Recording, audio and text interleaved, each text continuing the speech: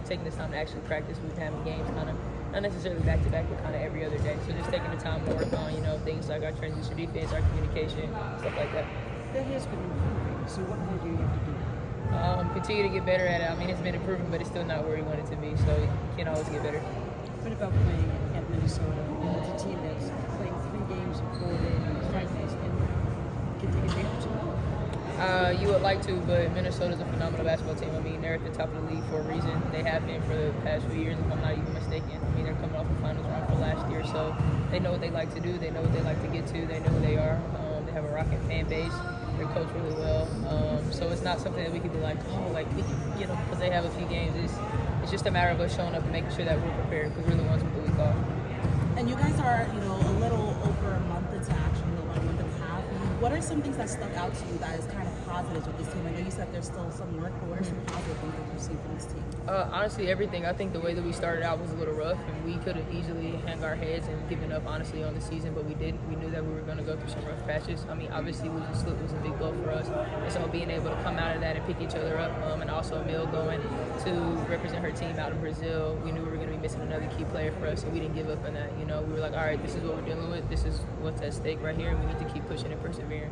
And a few weeks ago, you spoke out for Angel. You gave her flowers in the press conference, and now we're seeing her at Eastern Conference of the Week honors, Eastern Conference Player of the Week honors. So how good is it to just kind of see her get her flowers from the league and knowing the work that she puts in day in and day out? I mean, I think it's big, especially for her. I think she was really hard on herself at the beginning of the season, trying to figure out her role. Not necessarily her role, but just kind of how we were all going to play together, and trying to figure out her pace within the offense and different things like that, and playing alongside Mill again. Like, there were things that she needed to figure out. And so I'm just happy for her that she's feeling more comfortable on the floor and always being her dominant self. I know at the beginning of the season, one of your goals was getting to the basket more. How do you feel like that's going so far? I feel like it's going well. I'm shooting more than 1 free throw a game, so that's nice.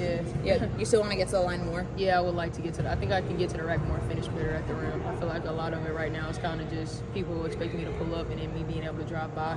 I want to be able to finish through contact as well, so just continue to work on that. Your mid-range efficiency is extremely high. Thank you. Do you ever feel like that's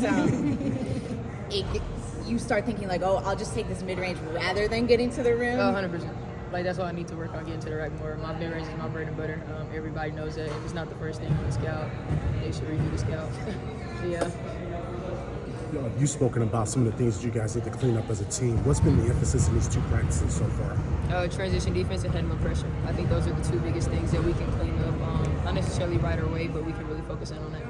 Well, speaking of that, in that Sparks game, obviously that was an area that I thought the fourth quarter, especially defensive pressure and also getting back on defense. What were just some of your thoughts there on how you improved in that area in that game?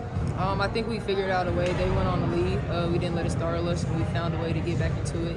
But we also handled the pressure. They weren't pressuring us as much as other teams have been with the other few games, so I can't speak much to that. But I do say transition defense. I do think they like to run a lot, and they like to get up and down the floor, and I think we did a better job of it. But, again, it's basketball, so you can always be better. Yeah. You've been having more 20-point games and such.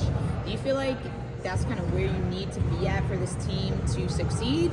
15, 20 points? Or do you feel like you can be in the 12, 15? What's your view on kind of what you have to do? I got to be up in 20.